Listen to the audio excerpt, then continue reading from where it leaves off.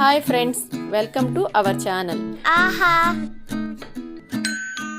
Hi friends, welcome to our channel. ఈరోజు మన ఛానల్లో సింపుల్గా 2 మినిట్స్లో క్విక్గా అయ్యే ఆరెంజ్ లెమన్ జ్యూస్ని ఎలా తయారు చేయాలో చూద్దాము.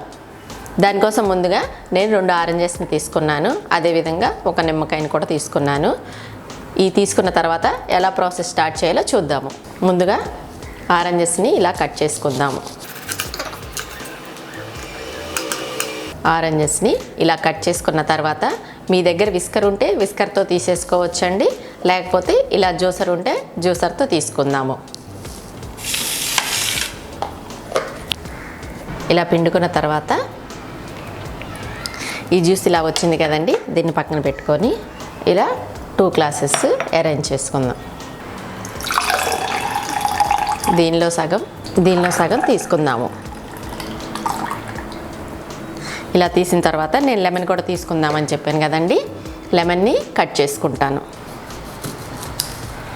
మనము లెమన్ని కూడా పిండుకుందాం. అయితే చాలామంది ఆరెంజే పులుపుగా ఉంటుంది కదా, లెమన్ ఎందుకు అనుకోవచ్చు, కానీ మనకి ఆరెంజ్ అనేది స్వీటే ఉంటుంది. లెమన్ పిండుకోవటం వల్ల మనకి పులుపు అనేది వస్తుంది. అయితే మనకి ఈ రెండిట్లో సి విటమిన్ ఎక్కువగా ఉంటుంది కాబట్టి ఎండకెళ్ళి వచ్చినప్పుడు తాగితే మనకి చాలా రీఫ్రెష్మెంట్గా ఉంటుంది, బాడీ అనేది యాక్టివ్గా ఉంటుంది. దీనిలోనే కొంచెం రాక్ సాల్ట్ కూడా వేసుకుందాము. మీకు కాడ రాక్ సాల్ట్ అవైలబుల్లో లేకపోతే మామూలు సాల్ట్ అయినా వేసుకోవచ్చండి.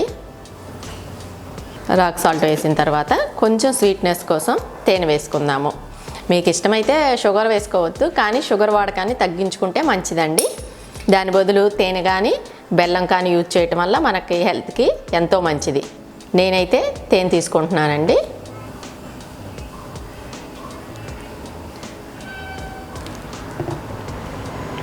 ఇలా తేనె వేసిన తర్వాత ఒక్కసారి అన్నిటినీ కలుపుకుందాము.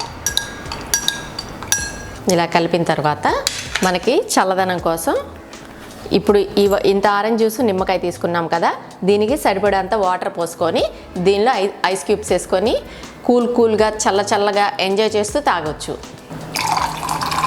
మనం 1/2 బద్ద నిమ్మకాయ 1 కాయ ఆరెంజ్ తీసుకున్నాం కదండి, ఈ వాటర్ అనేది సరిపోతుంది. ఐస్ క్యూబ్స్ వేసుకుందాము.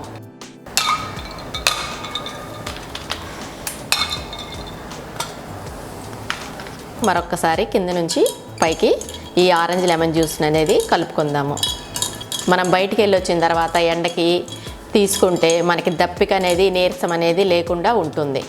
ఆరెంజెస్ రెడీగా ఉంటే ఎంతో సింపుల్గా ఈజీగా 2 మినిట్స్లో రెడీ అయిపోతుందండి. అయితే అండి మనకి ఆరెంజ్ అనేది కొంచెం పులుపుగా ఉంటుంది, కొంచెం తీయగా ఉంటుంది. కాబట్టి మన లెమన్ కూడా పిండుకోవటం వల్ల ఏంటంటే పులుపుదనం అనేది వచ్చి మనకి దప్పిక అనేది అవ్వకుండా ఆపుతుంది.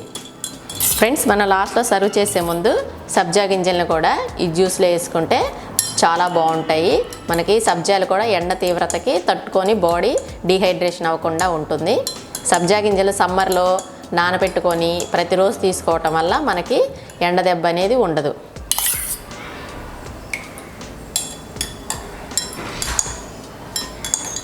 నా వీడియో కనుక మీకు నచ్చినట్లయితే లైక్ చేయండి, షేర్ చేయండి, మీ ఫ్రెండ్స్కి రిలేటివ్స్కి షేర్ చేయండి. అలాగే నా ఛానల్ని మీరు మొట్టమొదటిసారిగా చూస్తున్నట్లయితే సబ్స్క్రైబ్ చేయండి. మీరు కూడా నా టిప్స్ ఫాలో అవుతూ ఈ జ్యూస్ ఎలా వచ్చిందో నా కామెంట్ బాక్స్లో తెలపండి. Thank you friends, bye bye.